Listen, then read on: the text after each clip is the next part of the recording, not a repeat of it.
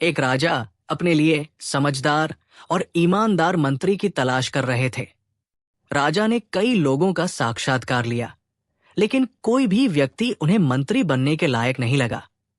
वही जब ये बात राज्य के सबसे बुद्धिमान व्यक्ति को पता चली तो वो फौरन राजमहल चला गया। राजा से मिलकर उसने कहा, मैं इस गांव का सबसे बुद्धिमान व्यक्ति हूं और मैं मंत्री बनने के काबिल हूं।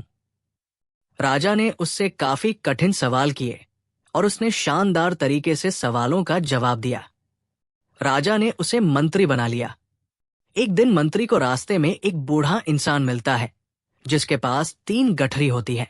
वो मदद मांगते हुए कहता है, क्या तुम मेरी एक गठरी उठा सकते हो? ये काफी भारी है।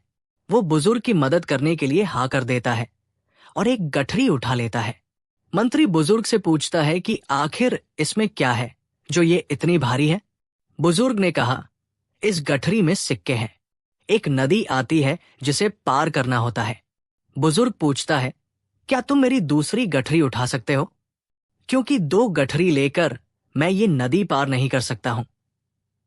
वो दूसरी गठरी उठा लेता है और ये गठरी भी भारी होती है। बुजुर्ग कहता है, इस गठरी में चांदी के सिक्के हैं। नदी पार करने के बाद एक पहाड़ आता है। बुजुर्ग ने कहा, मैं गठरी के साथ ये पहाड़ नहीं चढ़ सकता हूं। क्या तुम मेरी तीसरी गठरी भी उठा सकते हो? मंत्री बिना कुछ बोले तीसरी गठरी भी उठा लेता है।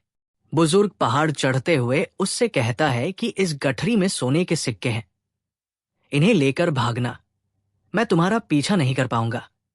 थोड़ी दूर जाने के बाद मंत्री सोचता है, अगर मैं तीनों गठरी लेकर भाग जाऊं तो मैं धनवान बन जाऊंगा और ये बुजुर्ग मुझे कभी पकड़ भी नहीं पाएगा।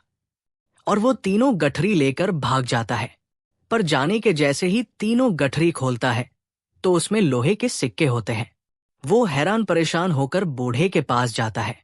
वो बोलता है, इनमें तो लोहे के सिक्के हैं। तुमने झूठ बोला। बुजुर्ग हंसते हुए कहता है, झूठ मैंने नहीं बल्कि तुम बोले हो। राजा तक ये बात पहुंचती है। राजा कहता है, तुम बुद्धिमान हो सकते हो लेकिन ईमानदार बिल्कुल नहीं हो, इसलिए तुम मेरे मंत्री बनने के लायक नहीं हो। राजा की ये बात सुनकर अपनी गलती पर वो खूब पछताया।